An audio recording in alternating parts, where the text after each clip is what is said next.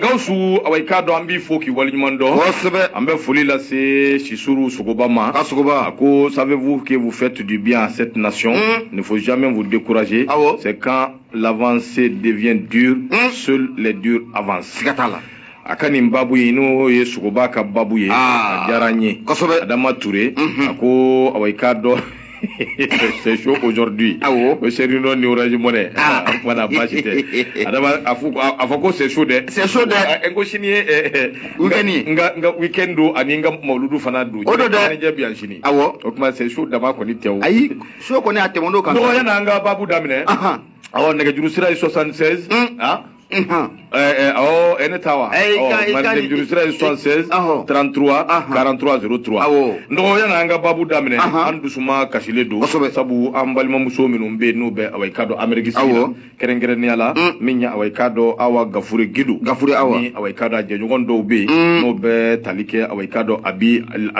ni Adam la minya awaikado Adam Lee ani Madame Sise abi ni mbebe Washington balima ke awaikado alai akakarfa minala akera Washington bi ambe doke vraiment alaka adaro nema alaka farasila mesuka alaku yere so munyu ani sabali ani hakli nyuma alaka benye kanta dongo minya awaikado balima ke yere toy manju sari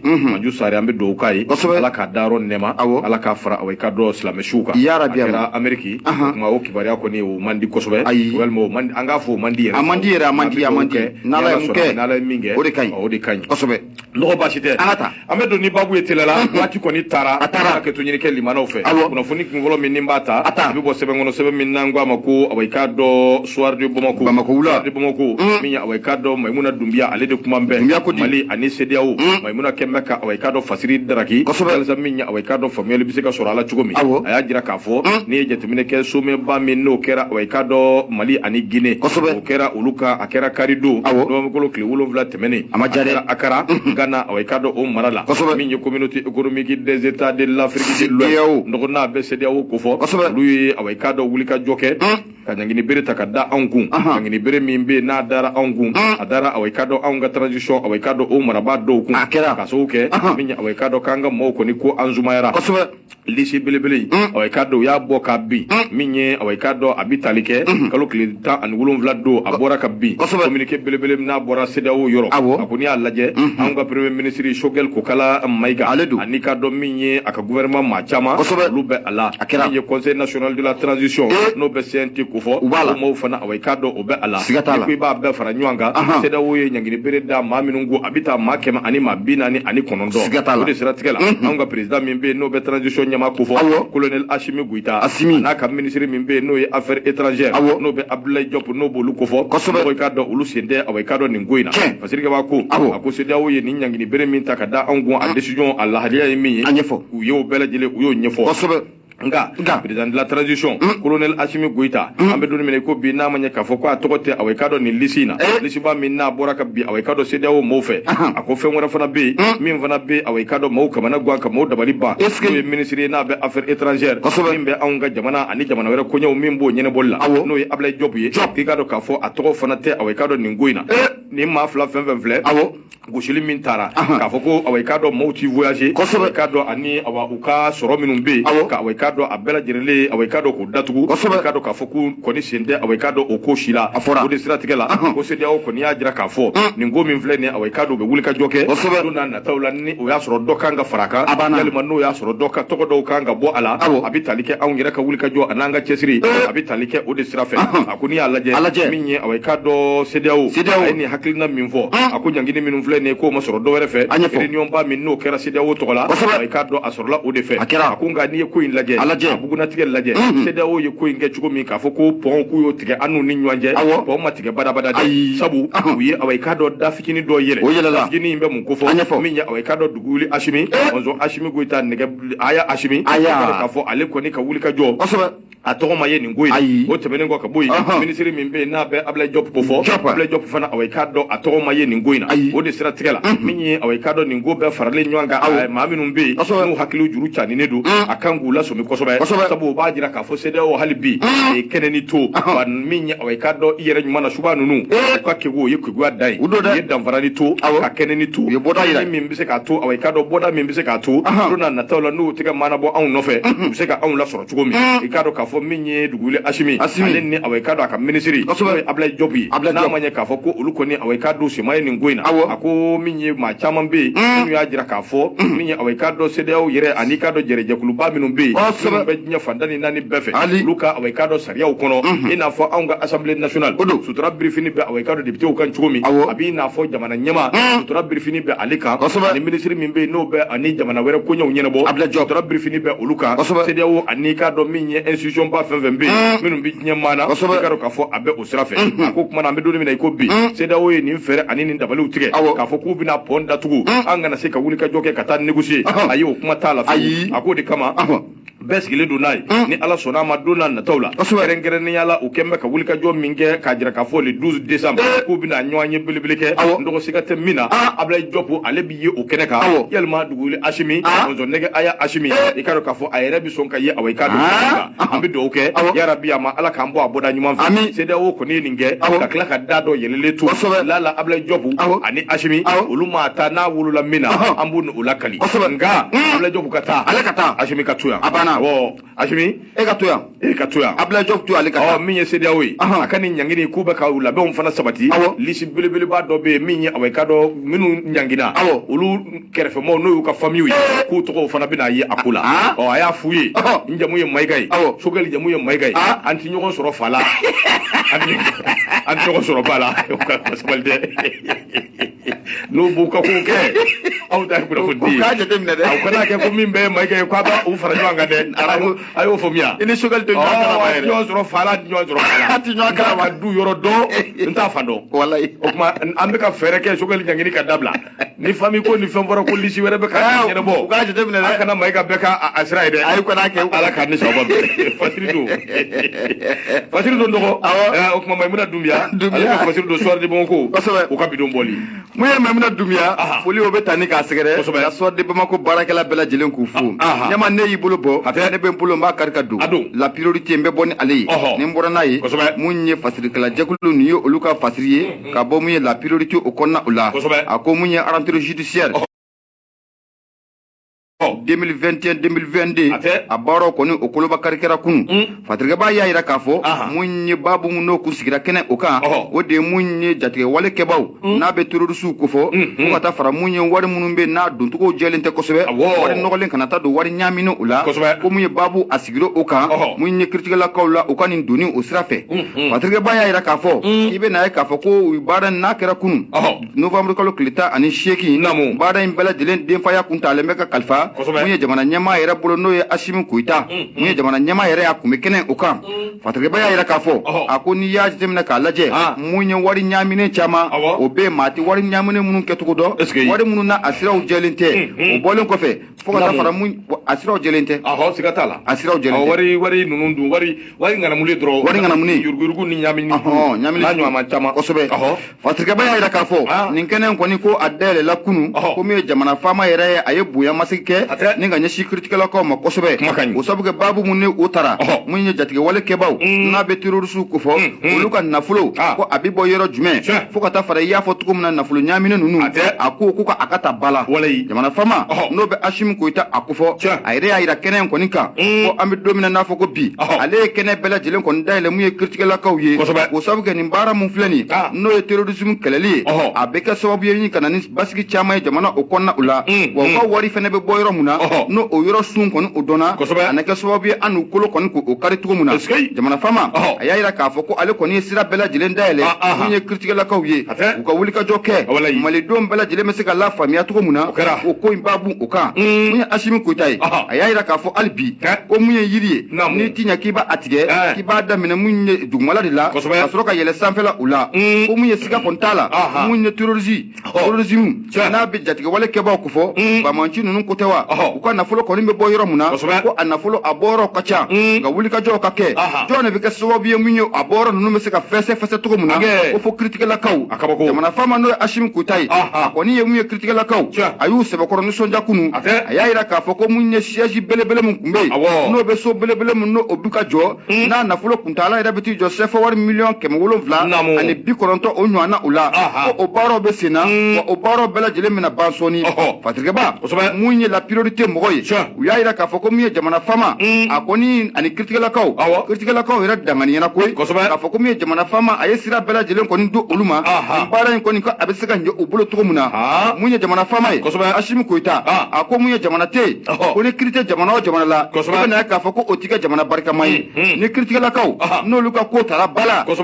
a ka ca Ala fɛ mun ye fɛn caman bɛ yen ko o bɛ ɲɛnabɔ jamana o kɔnɔna u la kiritigɛlakaw u y'a jira Asimi Goyita la olu kɔni mago bɛ minɛnw de la minɛn minnu o bɛ kɛ sababu ye ka baaraw kɔni ka a sɛbɛkɔrɔ nɔgɔ y'u bolo ni du y'a tɛmɛ k'a lajɛ ɲɛma Asimi kɔni a ye o dayɛlɛw ye mun ye ani kiritigɛlakaw ka sigi minnu kɛra don tɛmɛnenw la k'a fɔ n'u mago bɛ fɛn o fɛn na u k'a fɔ ale Asimi ye dayɛlɛ kɔni ko a yɛlɛlen d'u ye ka baara kɔni kɛ Mali kura mun n'an bɛ k'a fɔ nin waati na Mali kura a bɛ se ka sinsin cogo min na jamana faama n'a bɛ Asimi Goyita kofɔ a ko an bɛ don min na n'a fɔ ko bi mun ye discours ba an t'o la koyi an bɛ fɛ ka baara kɛ dugu ma a k'a ye sanfɛ de o siratigɛli la Mali yɛrɛ bɛ se ka kisi cogo min na ko maliden bɛɛ lajɛlen kan ka fara ɲɔgɔn kan n'o ye kiritigɛlaka ninnu ka baaraw kɔni ko a bɛ se ka ɲɛ u bolo cogo min na Fasiri don sɔgɔmada na an y'a saba ka bɔ mun ye la priorité o kɔnɔ la Fasirikɛlajɛkulu olu y'a Fasiri i bonya o b'a la nɔgɔ bonya barika bonya diyara n ye arajo ye Nura FM 94.4 kɛmɛ murumuru 5 nɔgɔ mani ye mani mɛn si ma labɔli kɛ kɔrɔ Daramani Sidibe n ka foli b'i ye hali bi i cɛsiri sabu a jirala k'a fɔ n'a gɛlɛyara siga t'a la o y'a nɔgɔya tɔ ye tuma an bɛ dugawu kɛ yarabi Ala k'a nɔgɔya nɔgɔ Nouvelle Horizon i k'a dɔn k'a fɔ n bɛ Fasiri n bɛ n tɛgɛ don n bɛ bɔ n'ale Mahamani Ture ale de kuma n bɛ nɔgɔ awa i k'a dɔn min ye jɛkulu belebele dɔ fana bɛ yen a sigira dɛ jɛkulu in ka ɲɔgɔn ye awa i k'a dɔn a kɛra kunun awa i k'a dɔn min ye a b'i n'a fɔ M5 bisi nka jɛkuluba in awa i k'a dɔn Semasi a bɛ mun ko fɔ Imamu Mamudu Diko awa i k'a dɔn ale ka jɛkulu don nɔgɔ i k'a dɔn k'a fɔ ko o bɛ ala dɛ o bɛ fɛ ka min lawuli o bɛ n'a fɔ M5 bisi ni Ala ma fara n kan o filɛ nin ye awa i k'a dɔn min ye transition kama ye o bɛ sogoli kama nɔgɔ tuguni kɛ ɲɛma M5 wɛrɛ nɔgɔ wala a ti ɲɛ a ti ɲɛ cogo di nɔgɔ ne y'o f'e ɲɛna sɔgɔma in na n k'an ta kɛ faso in ka d'an ye dɛ mɛ an k'an ka kunnafoniw di an ka lafiya in de ɲɔgɔn tɛ n'o tɛ ne ɲɛ bɛ min na ni Ala n'a kɛra cɛ kardiyaki t'i fa foyi ti sumaya koronige pali koronige de bi maa fa jamana in kɔnɔ wallahi de Ala a bɛ maa fa Ala nɔgɔ babu lamɛn n'i ye babu lamɛn i bɛ faamuyali sɔrɔ babu la a ko awa i k'a dɔn moins de 24 heures min ye awa i k'a dɔn CEDEAO ale ka wulikajɔ n'a ka cɛsiri min n'o kɛra a ti tɛmɛ tile kelen kan ka ɲangini bere ta ka ɲɛsin anw ka jamana in ma Dr Sogɛli Kokala Mayiga min ye pɛnpɛnni wɛrɛ n'o bɛ pression ko fɔ nɔgɔ o fana filɛ nin ye ka ɲɛsin a ma dɛ pression ba in bɔra min bɔra awa i k'a dɔn jamana yɛrɛ kɔnɔ n'o bɛ awa i k'a dɔn ba Maliba yɛrɛ n'o bɛ o ko fɔ mun y'i sɔrɔ nka fɛ a ɲɛda ma tunu na tɔ t'i ta in na bilen sa ne y'o f'i ɲɛna o tɔ foyi tɛ nin na n k'a ka ɲi dan téléphone ko in tɛ yan tɔ foyi tɛ ka téléphone na e bɛna dimi de donna sa o tɔ t'a la o a bɛ bali a ɲɛda kɔni balila ka a bɛ bali ka tunu kɛ i jɔ n ka parce que ni téléphone ɲɛ t'ale fana na ni téléphone kɔrɔba in a ma ja nɔgɔ i k'a dɔn k'a fɔ awa i k'a dɔn pɛnpɛnni wɛrɛ filɛ ka bɔ jamana kɔnɔ a bɛ awa i k'a dɔn anw yɛrɛ senkɔrɔ filɛ ka wuli awa i k'a dɔn nin jɛ in kama n'a bɛ Sogɛli Kokala Mayiga n'a fɔ pɛnpɛnni a bɔra yɔrɔ jumɛn jɛkulu dɔw de farala ɲɔgɔn kan taa fɔ 41 na organisation min bɛ yen n'a bɛ wele ko coordination des mouvements association et sympathisants n'o bɛ awa i k'a dɔn Semas ko fɔ n'o ye Imam Mamudu Diko ta ye nɔgɔ i k'a dɔn k'a fɔ ko o sen bɛ ala dɛ ka wulikajɔ de kɛ wulikajɔ in ti dɔwɛrɛ jagoya ni fin ka laɲini dɔw kɛ ka ɲɛsin awa i k'a dɔn transition ma Fasirikɛba ko a ko n'i ye jateminɛ kɛ kunu tilelafana t'o dunnen kɔ min ye awa i k'a dɔn kalo tile 18 yɔrɔ min bɛ yen n'a bɛ wele ko bourse de travail nɔgɔ nin jɛkuluba in i k'a dɔn k'a fɔ u ye ɲɔgɔn sɔrɔ yen ɲɔgɔn sɔrɔ in kɔnɔna na u ni kunnafonidilaw u ye awa i k'a dɔn finman dama dama u y'o de bɔ awa i k'a dɔn transition ka mara kɔnɔna na u b'a jira k'a fɔ foyi den kelen o ma ɲɛ awa i k'a dɔn anw ka transition in bolo a ko de kama n'i ye jateminɛ kɛ i b'a ye k'a fɔ fo anga autorité away kado ku ko nana kana la nyini de ke uye sabu anga away kado maraba minu be mbi kantu da sugo ya tu bulu utombe fengile mina bi away kado uye discours bambali discours dama e kado ka fo ko ti jamana jo basir ka ba ko ako kle dama minya away kado plateforme ngoni sigira singa a coordinateur général uye Ibrahima Kebede Ibrahima Kebe plateforme in to de ko uni pour le Mali an fara nyanga Mali ko dila kado ka fo ka an fara nyanga Mali ko la ko de kama kunu kalo kletan shegi novembre kalo bourse du travail ko ni ko fon dila wele aklina mimbula utaro boko bi ko ni alaje manai away kado plateforme kura min nasigira ale ko ni fen jamon fo kanyeshi away kado anga jamana in tabuluma ya jira ka fo jamana chamanje bulo fel le kol so be minun da tukule do chuga ti ko de siratikela ma chama lu ko ni bulla purgusu nika away kado uyere nyini lakana baliya o nyonye ne do minya away kado ka boy sigoro la ala ni gele ya sabu ye ananyu anan chama nimbe ye fe min no ye kololo no ye gele bay kanyeshi anga jamana ima nimbora joni da secrétaire de do away kado plateforme in tola ayre to ko Youssouf Daba Jawara wale joni coordinateur de la coordination des mouvements associations et sympathisants imam Mamadou Tiko nguma imbora away kado aleka chede de da patrike bako akominye away kado amedoni mene ko bi gouvernement membe anguna gela membe faso de undala te ka do o we ka do abina fu te ka kala du nyina ka beni ay yelma o ma mugo de te ala wati be discours dama di ka do ka foko de o we ka do o gouvernement ko discours dama ko de utala akwa mi do ne ko bi jamana ko de undunga nga fara nywanga ka kekelenye ka dun dakelen ve ka bod dakelen ve no te mbi ko manye obi fo sika fo dingele ta kele minya o we ka do ni ejete meneke ma ta do ibi ko mi ka mi jami ndoko bi ko gele away kado ni flate ko dobe anguna bide ne ka kuma te ko ka fo mi afasiri du njagwale du mba kalamfa dirika ba ko ako ni njagulu min fleni uye fenja man fo kanyeshi away kado gouvernement ma ya jira ka fo minya away kado gouvernement kuma chaman fo ariyo to ka jedu sabu bu ka decision fo decision tike ako away kado mado be minya away kado kuma na kalo kletan tan kele anatan fla no jouer kalo san 2020 kele minu soro away kado M5RFP ka tamana atiki ko ni ya jira ka fo kulu ko ni kera bolo ko fenye dubla la de olu ye ku toy ko ni fenye femi na kamana ka na ko ka chakoi akwale gele soro misiri yere kono Mamadou Diko nga bi M5RFP ma minum be nuga away kado gouvernement kono ndoko akuika do kafo ma yere kani kalfula yango te kafo kibita katika chifo patika baku ako minye jakulunyi collectif des ressortissants de nyono lu fana kumbi kene ngona lu ya jira kafo po papo de bisina gouvernement be propagande jugudila wi réseaux sociaux sanve ku be propagande jugumina away kado réseaux sociaux sanve ko be ka do no away kado ale jigine badi jigine ba mindo jien fandani nani haka ja farafina be bi do soro away kado amalula mani nyono na surula e kado ka foko farafina bela jerele ko de be shuru est-ce que menengo ka boy ako le kolso mimbe ni mo tambe away kado yenge udaga yoroy ndoko shube ka bwala de ko jamana nyamau ku haklito o yorowla ku jando o yorowla masirke ba ko ako away kado minye conseiller doy présidence de la république Ismaïla Sako parti social démocratique africain e kado ka fo o mado ale fane kuma chaman fo gerenga masirke ba ko ako kadiru ko ni le président de la transition fait Ashimi Koita anaka gouvernement ka wuli ku joku chesiri nu ma wuli ku joku chesiri nu ma nyanyini ndo ikaro ka fokulu fana ta dabla de ta dabla de nyama ni te ki wara duma inde ki wara duma du ni frano fana wuli toy a willa ka ba frano wuli towa a willa ka ba awilla kaba ne afiyo ngo mali ko mbila mangoni ya fode ne re ko ni ne gafe kala so kuma ina kabine ni ngala kaba ne ma afiyo ngo jigi waru da ne tay biya wallahi ko ngoni vraiment Allah agalera de masaye de benin glan to ko donne vraiment c'est compliqué masaye jamana kalfali ima de vraiment no to ni memma kamanaga eski min away kado ni ma ko fele nui ini pour le Mali ko be jamana fama wele ko ka wuli ka joni chesru ke ko nyeshi away kado jamana gelewma note amedoni mene ko bi ma man touré nouvelle horizon akwa amedoni mene ko bi ko ngoni gelaledu ko stratégie kelena wa jira ka fo min away kado uluba nyini jakulu dobe no be coordination des mouvements association des sympathisants ba Mamadou Diko ko fo ko away kado ni jatemeneke kaningo inlaje ka fo mial surala uluka away kado yeni nin kɛnɛ in kan k'a bi fɛn caman kofɔ dɛ sabu Mamadou Diko juma tɛmɛnen a ye kumakan caman fɔ o kumakan ninnu n dɔgɔ olu de bilalen filɛ nin ye baara wa olu de bɛna waleya wa Ala de a dɔn b'a ye a la k'a fɔ ko awa i ka dɔn Fasiri Koti a ko il est surtout prêté à l'imam de Badlabougou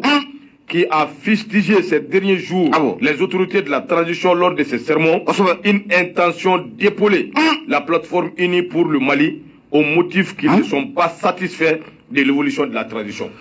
A jiralen bɛ k'a fɔ Mamadou Diko ale min ye awa i ka dɔn a ka kutuba kɛ o dongo a ye hakilina ni miirina minnu di nin waati laban ninnu kɔnɔna na k'a jiralen bɛ ko nin jɛkulu min filɛ nin plateforme unie pour le Mali k'a ko in bɛ a sɛmɛnen bɛ maa min na k'o ye Mamadou Diko de a n'a ka semasi sabu a jirala k'a fɔ min ye Oustaz Mamadou Diko ye transition in bɛ ka taa taabolo min fɛ a n'a bɛ ka kɛ kɛcogo min na k'u ma satisfait u ma wasa o tɛ wa o don dɛ ne y'a fɔ wa e m'a fɔ sa a tɛ Fasiri kɔnɔ i ka fɔlen tɛ Ala ka ni sababa bɛn ne maa min mago b'a la yɛrɛ horizon a b'o kɔnɔ a jumadon kalo tile 19 u ka page 3 a b'o de kɔnɔ maa min ka Fasiri don o ye Maimuna Ture e Maman Ture aw bonya b'a la ɲama ayiwa bonya a diyara n ye sera ka kuruba minnu fɔ o ye nin ye Ala ka ni sababa bɛn ko ka ca n dɔgɔ a ka ca bisimila tɛ te minikan fɔlɔ wallahi de Ala ye n'i ma te minikan a ma ɲi dɛ depuis sɔgɔma in na ne y'a f'i ye n ko i ye te minikan fɔlɔ aujourd'hui là j'ai blessement wallahi i y'a fɔ blesselen don i blesselen don kosɛbɛ Mali ko in tuma dɔ la ma don dɔ bi kɛ nka baba ɲuman na nin si t'an découragé ayi nin si t'an jamana ko de don nin bɛɛ bɛ bɔ a la a bɛ jɔ wallahi de Ala ye siga t'a la nka waati o de bɛ adamaden bɛɛ lajɛlen couleur di ne bila te min na te ne ka bɛ yɛrɛ de la o bɛ a fɔ i bɛ fɛ k'i ka te nɔgɔlenni min mun nɔgɔlenni mun nɔgɔlenni te ne ka te nɔgɔlenni a nɔgɔlen don o ka ɲi de ye te yɛrɛ a y'a da ye wala non dɔgɔ i bɛ n bouton rouge yɔrɔ dɔn i filɛ ka n fari foni nin a banna walayi de Ala ye n fari foni na koyi ni kuma a ti ɲɛnabɔ o sabu kɛ ne b'a dɔn e kɛlen bɛ ka jamana ko in da nin kan n dɔgɔ jamana ko in bilama ne yɛrɛ kɔni baba ye n bilasira sa dɛ baba ka mɔɔw dɔn ale de b'u dɔn ne dɔn fɛn tɛ ko in na bilen koyi n filɛ k'a f'i ye dɛ a ka haramuya a ye dépassé sa o ne dépassera pewu ne dɔn fɛn tɛ ko in na bilen koyi o tuma ni min ma fɛn bɛɛ f'i ka jɛkulu dɔ sigi yan plateforme dɛ association dɛ INI dɛ pour Mali dɛ bilahi Mali ko t'a si dusu n ko Mali ko tɛ sa ne ni Ala cɛ Mali ko tɛ a bɛɛ jɔrɔ ɲini ye Ala wallahi a bɛɛ jamana bɛ to nin na a bɛɛ ta ɲini na a bɛɛ y'o ye force politique si tɛ na Mali kɔnɔ bi ayi min bɛ M5 RFP bɔ ayi o tɛ yen hali n'a tilala ka diɲɛ ka tila ka lafu a wulila ni kɛlɛ min ye ka sɛbɛya min sɔrɔ a si tɛna min b'o bɔ ayi o tɛ yen bilen o force tɛna bilen mais franchement bi wuli ka jɔ ninnu kɛ n bɛ ka ɲɛma n ko jɔyɔrɔ ko kɛlɛ don sa jamana in jamana ko tɛ koyi ayiwa Ala ka maa ko kɛlɛ don bisimila ta an bɛ dugawu de kɛ Ala ka hakili ɲuman di an bɛɛ lajɛlen ma Ala ka hakili ɲuman di ɲɛma hali bi ne y'i bolo bɔ ne bɛ n bolo maa kari ka don ko ka ɲinɛ n ka barada kɔ bi n ɲinɛna te yɛrɛ kɔ bi ne y'a dɔn ɲinɛna kɔ wala kama n ko i ka essayer ka nin dɔɔni min walasa i dusu bɛ lafiya wallahi n'o tɛ a tɛ sogolo dɛ monsieur Maïga rassurez-vous rien ne pourra combattre la vérité la vérité d'Allah sur cette terre inchallah car pour l'instant la transition malienne il est sur la bonne voie donc il ne pourra rien faire inchallah ayiwa i jiginɛ ayiwa ale jiginɛ baasi tɛ ayiwa an kɔni bɛ an ta Fasiri kalan fana an b'o kɛ ni Ala sɔnna ma mais tiɲɛ yɛrɛ la an kana ɲɔgɔn blogu an fana ye fasoden de ye an jɔkɔlen don k'an hakililata di dɛ bisimila an ka taa kosɛbɛ l'expérience ne bɛ n bolo don n bɛ bɔ ni a ye a ko di nin y'a bɔ ko mun ye 840 ani 40 nin y'o ye ka bɛn mun ye bi jumadonya ma novembre kalo tile 19 kosɛbɛ san 2000 ani san 21 mun ye fasirikɛba ye o ye Ɲangi a kumalen don a ko mun ye sigi mun n'o kɛra Segukaw fɛ yen sigi mun na a kun bilalen bɛ mun ye sifinnakaw ka baarako fo ka taa fara mun ye togodala musow kan olu ka baarako bɛ se ka ɲɛnabɔ cogo min na ko min ye docteur Sogɛl Kokala Maïga ye n'o de ye jamana premier ministre ye a ye nisɔndiya kuma ni ko o ta ni ka Segukaw ko o sɛgɛrɛ nisɔndiya kuma ye fɛn jumɛn ye a y'a jira k'a fɔ ko mun ye coma taxi a datugulen don Jaraw Baraji a ko la transition n'a pas de baguette magique pour résoudre les problèmes du Mali en 6 mois. Les Maliens ne sont pas patients. Voilà, allez be faut suicider. Ayiwa. Bon, ne y'a faamuya nin jogo in na a bɛ faamuya mais ya anw bɛ position min na an b'a. N bɛna mun f'i ye. Ɲaamɛ ɲinina tɛ badenni ye dɛ. O t'o ye dɛ. An ka taa.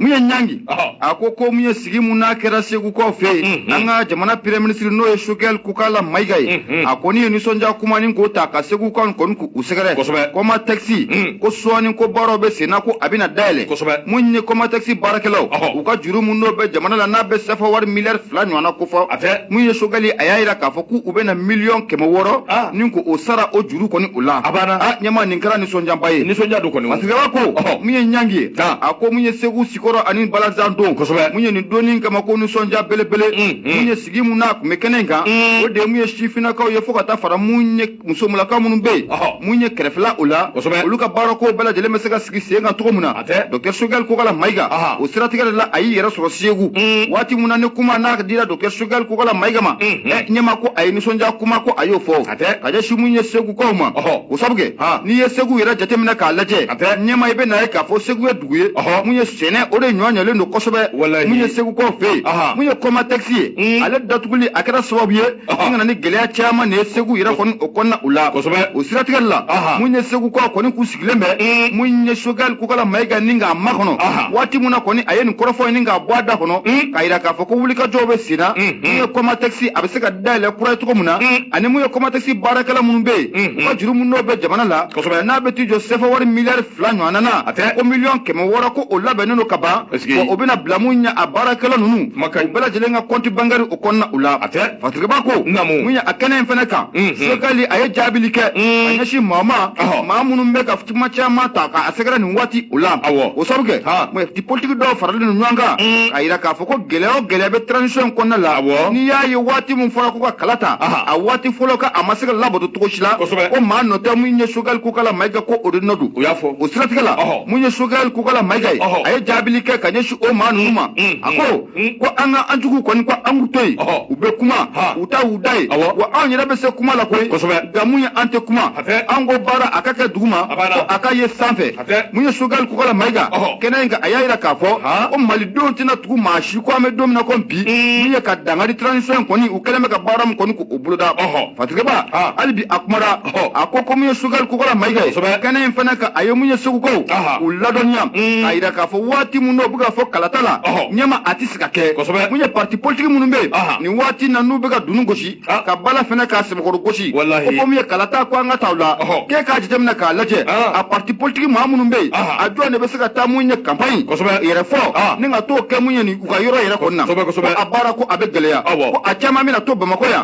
mun ye campagne la jabaraninw sanfɛ u bɛ t'u sigi ka kuma caman ni k'o fɔ ne kalata a kɛra o maa kelen de bɛ tila ka n'a fɔ ko mun ye sɔrɔsilaka ninnu ye maa dɔ diyagoya sigi u kunna ko o ye fɛn ye bi olu tɛna don a da fɛ bi o tɛna don a da fɛ sini Dr Choguel Kukala Mayiga ɲɛma a ye taasi bila kɛ ka ɲɛsin mun ye an ka lakanabaw ma n'a bɛ lɛfama kɔni u kofɔ olu minnu bɛ ka wulikajɔ k'a bila sen kan walasa mun ye basigi bɛ se ka na don an ka jamana kɔnɔna la cogo min na mun ye Choguel Kukala Mayiga ye a ye taasi bila kɛ ni ka ɲɛsin u bɛɛ lajɛlen ma Choguel ko an bɛ don min na n'a fɔ ko bi malidenw an bɛɛ lajɛlen ka jɛ ka fara ɲɔgɔn kan an ka Mali in de bila fɛn bɛɛ lajɛlen sanfɛ fɔlɔ a ko maa minnu kɔni bɛ ka jalaki ta ka ale sɛgɛrɛ u k'a dɔn k'a fɔ ko terrain wulila koyi n'u bɛ na don terrain kɔnɔ u ka don terrain kɔnɔ n'o tɛ ko terrain kɔni ko nin y'a taalen a tɛ jɔ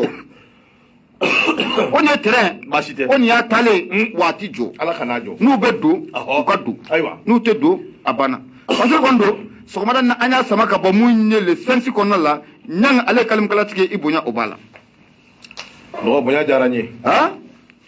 Yeske no hali bi an bɛ taa an bɛ se Nura FM min away ka dɔn Nura FM don an bɛ fasiri kɔnɔ fasiri min b'a kɔnɔ o ye soir de Bamakɔ la a kuma bɛ ɲininkali tɔmi de sigira a ko away ka dɔn fasiri yɛrɛ bɛɛ bɛ ɲini ka kɛ Choguel Bisawo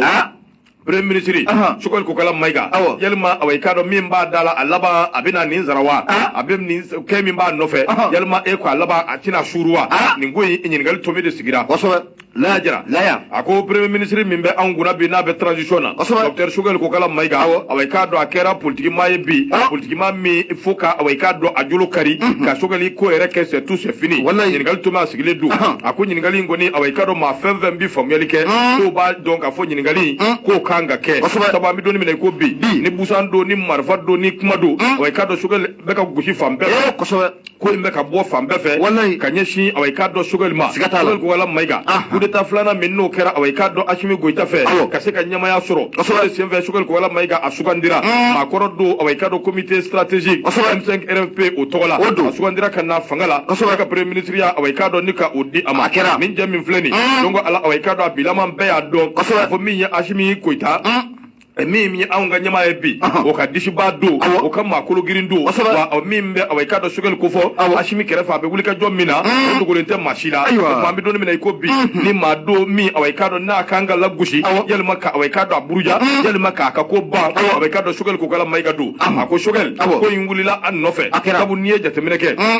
tribune min bɛ n'a bɛ Nations Unies tribune ko fɔ fasoden ɲuman ani farafina den bɛɛ y'i disi gosi Choguel ye kumakan minnu fɔ nka a kɛra sababu ye anw ka nanzaraw minnu bɛ n'olu ye anw ka colonisateur ye Faransi bilama a kɛn bɛ ka olu sɛbɛkɔrɔ tɔɔrɔ la u tɔɔrɔ la sabu Choguel ye kuma dɔ fɔ min b'a jira k'a fɔ k'u ye u kɔ don anw na en plein vol o tɛmɛnen kɔ ka bɔ yen Choguel ye kala don a tɔ la k'a tɔ bɛ nɔɔni waati min na ani kunnafonidila dɔw ye ɲɔgɔn ye a y'a jira k'a fɔ kɔrɔnfɛla in fɛ min ye away ka dɔ bamanciwaleya tigilama dɔw bɛ yen olu bɛ k'u entraîner Faransi de bɛ k'u entraîner Faransi de bɛ k'u don away ka dɔ dajugu dɔ fɛ away ka dɔ min bɛ tali kɛ jɛrɛjɛkulu min bɛ n'o bɛ Al-Qaïda au Maghreb islamique ko fɔ a ko kumana kabiri nin kuma in fɔra min ye away ka dɔ Choguel Kokala Maïga da wulila sunkola ma ye Faransi a bɛ gosi fan bɛɛ fɛ Europe jamana bɛɛ b'a lafu bɛɛ b'a lagosi a k'o de siratigɛ la min ye anw fɛ yan premier ministre Choguel Kokala Maïga politique maaw fana away ka dɔ olu tɛ ka tɔ to a la a bɛ ka lagosi fan bɛɛ lajɛlen fɛ a ko n'i y'a lajɛ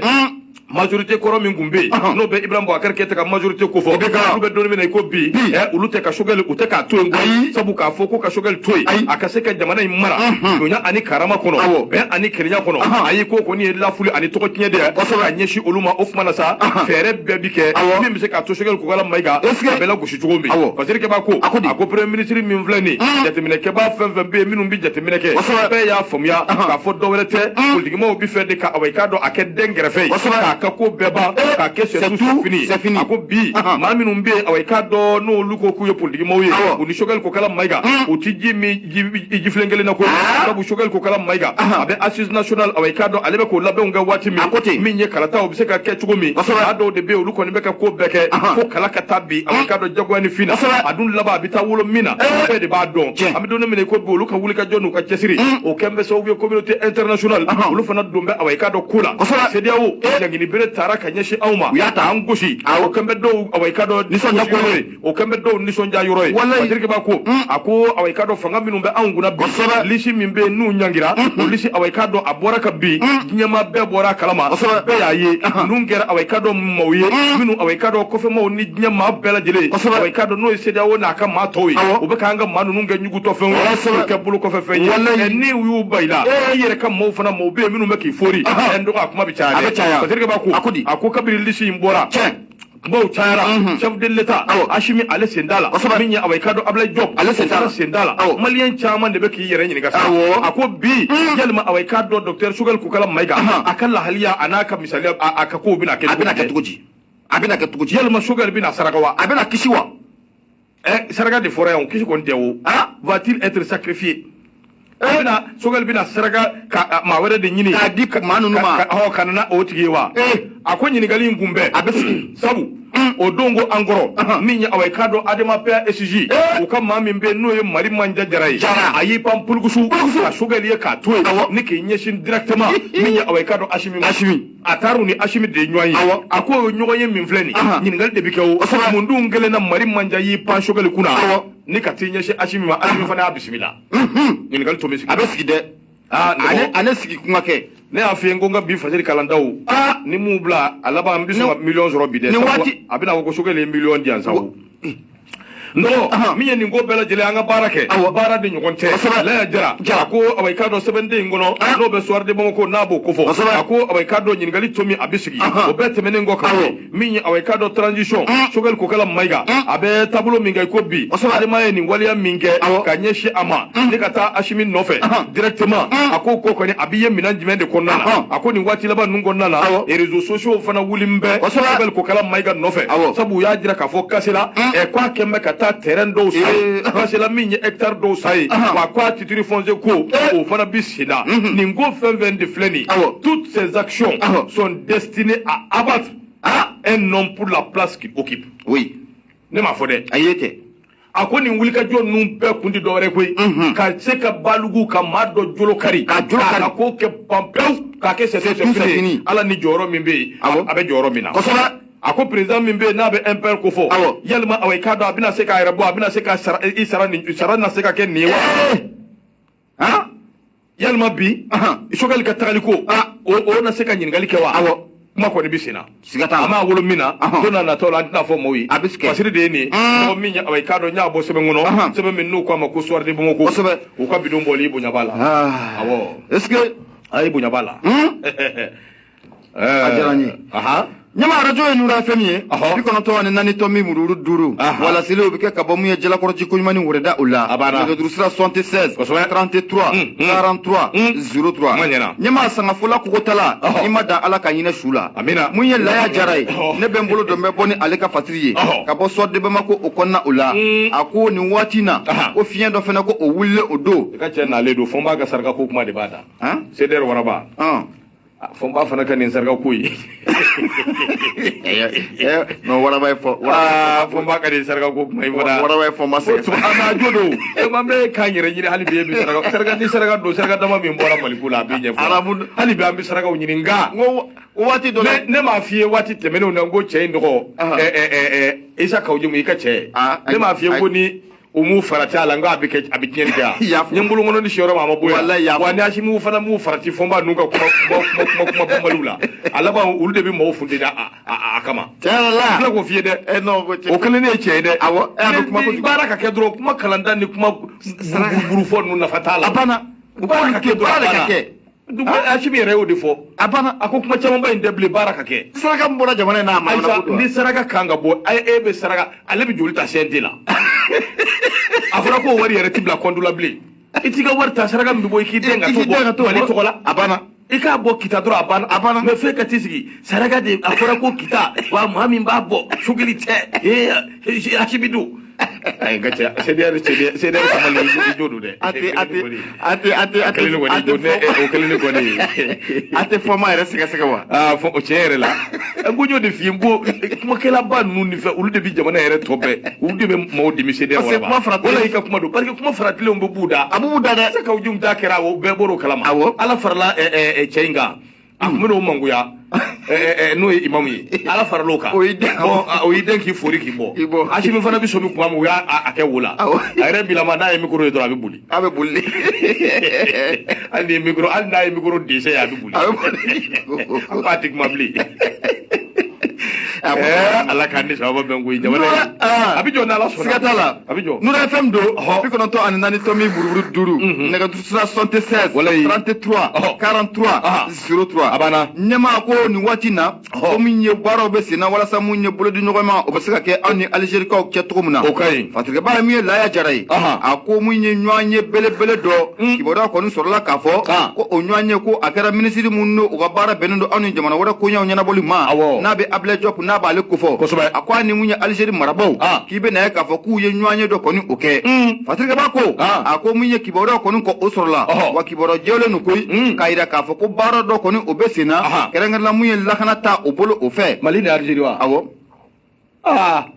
ayiwa bisimila kosɛbɛ Mali ni Alizeri amina yarabi Ala k'a dugawu jaabi o baaraw bɛ sen na walasa mun ye kɛlɛkɛcɛw jolenba o bɛ se ka jigin mun ye Alizeri min ye tilebiyanfan fɛ cogo min na fo ka n'a bila mun ye an ka jamana ale kɔrɔnfiyanfan o la ko kibaruyaw kɔni k'u jɛra kosɛbɛ o sababu kɛ nin waati laban ninnu na a yira k'a fɔ ko mun ye Ablaye Diop ale ni Alizeri marabaw k'i bɛ na ye k'a fɔ k'u sigira o kuma la o ma sɔrɔ dɔwɛrɛ fɛ ko mun ye Irisiw ka ambassade mun bɛ Alizerikaw fɛ yen k'o de ye fɛɛrɛ sigi dabali kan walasa mun ye Ablaye Diop ani Alizerikaw fana bɛ se ka sigi cogo min na fatigɛba ka fɔ la a ko nin m'a yira n'a k'a fɔ o siga foyi t'a la don n'a nataw la mun ye lakana bunakun kɔnɛ kan i bɛna ye k'a fɔ ko yɛlɛma caman caman ko o bɛna don a la o sababu kɛ ni Alizeri nana ni kɔnɔ jɛyaw ye mun ye k'a fɔ k'u bɛna Bamantu k'u sɛbɛkɔrɔ kɛlɛ ko o bɛ kɛ nisɔndiya ko ye n'o farala Irisi kan i bɛna ye k'a fɔ ko terrain ko siga t'a la ko a bɛ minɛ o duman ye fari fatigɛba ka fɔ la kibaruya kɔni sɔrɔla ni hakili b'a la nin waati laban ninnu tɛmɛnen na i yɛrɛ y'a kunnafoni k'a lase yan k'a jira k'a fɔ ko mun ye Yadi Agali Bamanci juguba in ko ni Alizeri mun mun ye service de renseignement ma dɔw be Algérie ko caman voie kosɛbɛ ku ye ɲɔgɔn ye mun ye tisa waten o kɔnɔna u la ko mun ye service de renseignement o ka danga ko o de tun ye a man ye watigɛba ka fɔ la an kɔni bɛ don min na n'a fɔ ko bi watigɛ kɔni t'a la ko mun ye Algérie ale yɛrɛ ni Faransi a k'u ka sɛw tigɛ fi daga kelen kɔnɔ ko o sabu kɛ Algérie kɔni bɛ ka wulikajɔ de kɛ Irilakaw fanfɛla u la walasa mun ye u yɛrɛ bɛ se k'u ka yɔrɔ fana ka a lakana cogo min o sabu kɛ n'i ye i sigiɲɔgɔn n'i y'o ka bugu jeninen fɛrɛ kɛ i k'i ta makara n'o tɛ a y'i yɛrɛ ta a bɛ taa a sira fɛ fatigɛba ka fɔ la mun ye laaya jara ye ɲɛma hali bi a y'a yira k'a fɔ nin waati laban ninnu na n'i y'a jateminɛ k'a lajɛ mun ye Faransi ye a ka base minnu bɛ anw ka yɔrɔw la kɛrɛnkɛrɛnla mun ye Tesalikaw fɛ yen a ka cɛdenw minnu bɛ yen a ye fɛɛrɛ dabali kɛ n'u k'olu bɛɛ lajɛlen sama ka taa n'u ye fatigɛba ka fɔ la hali bi ko n'a dun ma ɲɛ k'a fɔ ko in b'o taabolo la ko wulikajɔw bɛ sen na ko a yɛrɛ k'a fɔ ko nin tile damadɔ in yɛrɛ kɔnɔna la ko mun ye maa caman ka mouvement ko a cayara mun ye kɔrɔnfɛnyafaw na mouvement caman de bɛ kɔrɔnfɛnyafa in na kɔrɔnfɛnyafa in kɔni o kɔnɔna u la ko n'a ma ɲɛ k'a fɔ Faransi aw y'a ka base mun bɛ Tesalitu kɔnɔna la ko o ta ka bɔ yen ɲɛma o dun ye base ye base mun n'a bɛ terroriste sɔni k'u sɛbɛkɔrɔ susu n'a dun ma ɲɛ k'a fɔ ko in kɛra ten anw diɲɛkolen don an bɛ don min na n'a fɔ bi anw k'an bolo di maa ma maa minnu n'anw bɛ se ka fara ɲɔgɔn kan parce o bɛ se ka na mun ye an ka jamana kɔrɔnfɛnyafa fo ka n'a bila a camancɛya fan na cogo min na wulikajɔ kɔni bɛ sen na mun ye Abdoulaye Diop ani Russie mara Algérie a marabaw fɛ o sabu kɛ mun ye Russie ka ambassade mun bɛ Algérie ale de kɔni ye sira k'o dayɛlɛ walasa mun ye Algérie marabaw ani mun ye Abdoulaye Diop u bɛ se ka kuma cogo min na fasiri don sɔgɔmada na an y'a sama ka bɔ mun ye soit de Bamako ale kɔnɔna la n'a y'a jara ale kalimkalatigɛ i bonya o b'a la nɔgɔbabu ɲɛna Dawuda Sangare n yɛrɛ dɔgɔkɛ hali n'o y'a sɔrɔ a kɛn bɛ ka wari caman sɔrɔ bi a ye n bila l'indépendant Dawuda Sangare n b'a ka fasiri ta a kuma n bɛ l'indépendant kɔnɔ u ka bidon bɔli n dɔgɔ min ye awa i k'a dɔn dɔɔni k'a da a bɛ ka dɔɔni kɛ mɔɔw da a bɛ kaso bon na a taara Baliku taara tuguni Bakari Togola a taara kun a sira ye ne wa n b'a f'i ɲɛna n ko Bakari man kɛnɛ mun maliyɛn kɛnɛyatɔ ye bi a fɔ n ye kɛ i bolo ɲɛsin maliyɛn dɔ ma min ka kɛnɛ a bɛ min a ye Bakari man kɛnɛ ayisa ne ko maliyɛn jumɛn ka kɛnɛ i bolo ɲɛsin a dɔ ma tiɲɛ yɛrɛ la maliyɛn Gawusu filɛ nin ye a da kɛrɛ fununen filɛ il est malade ko Bakari ko tension de b'a la sɛgɛn ani fantanya don Gawusu ta ye sɛgɛn ye sa o ye sɛgɛn Bakari dun ale ta ye jumɛn ye Bakari ta ye tension non Bakari Togola nɔgɔ Bakari Togola sira dɔɔni don da sira wola a ko awa i k'a dɔn yan'a ka jugement cɛ jugement min bɛ na kɛ ntɛnɛn don kalo tile 22 min ye awa i k'a dɔn Bakari Togola n dɔgɔ i k'a dɔn a sira wola dɔɔni don da yɔrɔ jumɛn k'a yɛrɛ don dɛ kumatu don a kumatu ka dɔ kɛ o tɛ Buguniyanfan in tɛ Buguniyanfan in don o don dɔ tɛ wele donna dɛ n'o tɛ ne hakili b'a la anw ye tournée dɔ kɛ Buguniyanfan in fɛ ani Amadu a ma nɔgɔya dɛ non Bakari kun ye numéro 1 ye dɛ ngo hali i bɛ ka tile la olu fana ka fɛn ye min ye u ti wasa de ayi fanga min mana na bɛɛ fo k'u sɛlɛ o kɔnɔ b'o nɔfɛ i laban bɛ t'i yɛrɛ ci anw t'a dɔn yɛrɛ Bakari ko fɔ Amadu ma i laban bɛ t'i yɛrɛ ci Bakari a taara kuma fɔ i bɛ ka mamu i laban bɛ t'i yɛrɛ ci i fa b'a da a filɛ o de ye nin ye u ka kuma tɛ wa kunkolo karafa yɔrɔ caman i b'a da Ciba ma dɛ a dira Ciba ma nɔgɔ kabako don a dira Ciba ma parce que n'o ye awa i ka dɔn Dawuda Sangare a ko n'i ye jateminɛ kɛ nin ɲɛma kɔrɔ ye assemblée permanente des chambres d'agriculture du Mali i ka dɔn k'a fɔ min ye Bakari Togola waati tɛmɛnenw na min ye awa i ka dɔn kalo tile 7 n'o bɛnna mercredi don ma mercredi tɛmɛnen avril kalo fo avril kalo tile 7 Bakari kun ye awa i ka dɔn liberté provisoire a y'o sɔrɔ sabu awa i ka dɔn warimugu dɔ bɛ yen k'u y'o suuru awa i ka dɔn jiginɛ kɔnɔ warimugu in bɛ taa joli la miliyari 4 a k'o de kama chambre d'accusation min bɛ yen n'a bɛ cour d'appel de Bamako kunna ko n'i ye yamaruya di ko ka Bakari awa i ka dɔn ko k'a bila nka kunu awa i ka dɔn kalo tile 18 an tilala ka n'a ye tuguni yamaruya dira Bakari Togola ko a kana si kɛnɛma bilen dɛ ko a ka taa awa i ka dɔn MCA kɔnɔ o ye kasobonba ye Bakari taara n dɔgɔ Bakari sira ye a ko kunnafoni in binna kunu awa i ka dɔn kalo tile 18 kurafoni dira miniti dama dama seria do ko ni be ulu ko ni nyebe away kado bagari tugula la sal d'audience ba min be no be kurda sizila away kado special la no ko ni nyeshine be maminu be no ye jamana imburuja na folo ko sira fe kado ku nyembe bakari la away kado be murmunu salo la salba ingono ni hakli bala min ye mer min be na be bagine da no ye away kado sala jaray ani away kado aje nyogon do uli ka jokera ulu de no fe ni salba ingono ka kiribe ka tige kata se sous préfet mo min be kati no ye aruna away kado jaray aruna jarafana ni salba ingono ale fana ka kiri away kado o tigera ni salba ingono ade be ka tige wasiri ke ba ko akunu num bela jerele farale min ya away kado ni je temireke iba ka fo transition ke mbaka wuli ka jodde ke yurugu nyambili jugu na fulo duni ne ko ni tala nyaaye ni away kado onzo mboma ko kura onzo MCA onzo kasubumba ke ba ko akode strategala min ya affaire ta ani shegi o de be sina o de be ka juge min ya away kado bolwono ni shinembe maminu ma o be mata ma biduru ani nani o bo luko fo away kado ma biduru ni nani min ya away kado assemblée permanente des chambres d'agriculture du Mali apekam o nyima koro no ye bagari tugulay bagari sembe ala dirike ba ko bagari no mine ne do koy no mine ne do minna o ti dore na fulu mugu away kado ko bakari yo wari ko away kado akacha o ye chaya dai adagu barka kabude do na dira away kado eni nema ndo kado ka fo kaba ko dandu de 9 milliards 9,5 milliards Allah aula 9,5 milliards nani 9,5 milliards ni o di eni nema ala nebe ala sengi mimbaka nebo dema wallahi ngoy millioni obna mundo ka mubala 9 milliards 9,5 milliards 9 milliards 500 millions o ka soro nega 500 indema o tebo obna mundo 9 milliards mundo ndoko wala nkoro wala fenete ni déclato may ne nkoro ni déclato may kuma basite ama soro folo 9,5 milliards ikaro ka fo dagushi de be bagari nofe o de strategala nya away kado bagari koni a nominena septembre golo kleta ani saba 2019 bagari datugura ay kalota ani konondo ayo de ke kasula bakani nya away kado sangile ana kungamve ni ka soro ka liberté provisoire soro minye africalo kli wolom vlay sabu bagari ay milliard nani yo sara kaba do fambi do mine ko bi bagari kumbe away kado akenema abanga benjala nga kiri digilamo kumba nofe ambi bali ka bo mingalama saka bi fa ko bi du mishi bi fa ko bi ta dege bi du mi nyina ko fon bi manger nga ambi do mine ko bi bagari ye may sana be anfe yoro no nyawa non la wa me tawde ni wuli koy kuma imbi chugo me akoka cha ko manu me kuya akoka cha de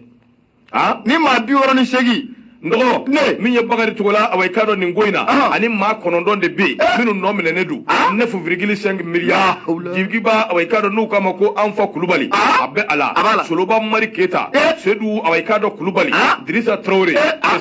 chese kulubali kulubali la kaka chade abbe kish mpie dumbia atu dambele Mamadou Fofana ani kado Jaila Musa Adambele ni kado ka fo nunde moye minu ni bakari koni no mine nedu atijari konondo na ganve away kado million keme duru ambi do de ke ala ka bagari bo aboda nyuma fe note basiri to ye minvo ni ngoina Swensi yere kemba ka sebe ko kuyi akagele de Swensi mu o tsega la le Swensi minvo kalimandi kuyi ne bagar ta to ko Swensi jima di fo yere de Swensi ko koni ko alaba metoni ngona kuyi bada condamné à vie Swensi koni o fo o de ato nere ya black refe ne bagar ta to ko bagari be wula yana ka kiri bitige ntene nata ne ala sonama na ko bla la dami fe away kado anu la kalili manoyi ote wati tara jonga wati la de gawsu bina an wele sisa yana ngata commissariat min be no be se jamaro ndisuma ko fo ambu ke da pour nyekili parce que wulu ye wuli ka joke ma do be carte nationale de presse carte de presse kili ikado ka fo uminena ne ayi away kado carte de presse kunda langulu uminena nay la hawla o de ato kiri carte de presse koy akanga laje di nyama jolina minya away kado carte de presse nationale be carte de presse professionnelle be professionnelle yemuye minya maria de dira ka radio so daile ka journaliste journaux fana daile no lu daile du abi yira ko ni karsa bi barake yani away kado sebe ngabo ka carte de presse nationale nyini away kado ko dama o kuma na sa minyo professionnel no obi ma chama mbulu ga ninta mi carte de presse nationale yere afu umnena nudi la hawla se jamaro disman di umnena nudi parce que ba yo defo ako minyi cey nyere to ko commissariat ya dambele ya nyambele ale de wuli ka joke way ka do cey nofe na be wuli ko ibrahima sou ko carte de presse kelen gumba bulu ako ko ay technicien yi ORTM to kelen doina ay journaliste yi mugadem TV la o amene na sa ako ko ale koroke do de be wa balima do de be minyi informaticien o ko de be nivel nu ke o di oke kada ale ma donga no fla be mene ne o ala ka ninge ko do damene min be se ka to lafiya o bi note maka cha ko nunu kele maka tere be yo de fois koko minyi ningoi ko akoko ni be tableau minga kiba e ka fo ko minyi journaliste kunda ni journaliste langulun ani minu ba fo nyara ju barakelai technicien nyen ninyi ko bi bureau de kono fam befe eskuru ya ni gribu ya ni nakariya ni sueni ni arnaki ni bengani presi yere tola ka soro ala ya masiri wallahi era bi se ka kalo fla kende jigi dugu kono kosobe aye kon tali ka etitayre mbora sonna mais abi fa yere non c'est pas mo anyamina nudi ala kan ni sababa be tel ensemble anyamina nudi anyamina du de anyamina de kan ni sababa be ami no awai ka do khalifa kulubali ubala ni ala che bakari ka manu kulubali ubala alamanyere ko ko na fulo ko ngaka sigama amaja ko kana fulo ko wasing aka 4 miliyari ya o fana bala de ni bakari kumba do ka bita wula be 4 miliyari ay aka 4 miliyari ntakoy ko jamana ta do jamana ta abana 9 miliyari ngoni no dina no soro la bi do nyede bele ni me docteur so joljo anga na nyone ga bi do nyede bele ala 9 miliyar nema don te wula do na koy wallahi donte wule dona bagariya abi ke tugudi no ala kan ni sababe wati ko ni nani jo be fulin to ni lase awai ka do anganu bani ande me babbela je alla me baw fembe no ga ka na men wati na amba befu ayurula ka fo radio e nura fm bi kono do ani nani to me murumuru duru amela silike ka bo ko nyumani were dala jala koroji ko sobe la se musa sisugo kuru amarin daw baraba jilke banna me wuru kuru kono ame wuru kuru mau befu ko sobe fulin tanni ka la se basigene keta ma ana furu muso nyale aida madam keta aida magaji ka fulin tanni ka la se aboy ka do min ye banu magaji bernard tapi luram poku o temene ngo ka buyi min ye abdou kulubali sigida yele abdou bada abdou sigida be afoka wali mando ka kulubali na tawla ni ala sona ani o ka do sigida yele anda bara chamo inshallah mbise ka to o ka don son to ngi son jamu se ka nya soro to sigida yele anga fuli bawye ote sigatala nyama ya foto ko na sigida yele mauna fuli tanu ko usegere na ma ya ka fo wati ko no okurnindo ambe bela jilen fu da kurnya klina nanya anga shini nyene je ko de wala na la shini ko ni hirana munya nyana je kene obesigi abesigi de naga ta nan wati fu ka ta bla mu shuara ba kungula ni alaka je ay nembe bela jilen fe ko boy na fo kono kulu munya Nura FM a presentation na talimu muna ke kadimunya ajatu kurawma ko sabuga me kulman ka yo anjatiye jela koroti ko fane anjatiye gamunye arajo amena buya takadda kuraye akene kulman ka ko ni kuma akene kan borune mo babiye mais problème rom na folo zigiri fimantea bone be ga kula tugumna zigiri fimani muna kulela di bo edum koshikono na inteting sisan kosobe enjige kai awagilo be abibe adamu be baba adama be mi lada be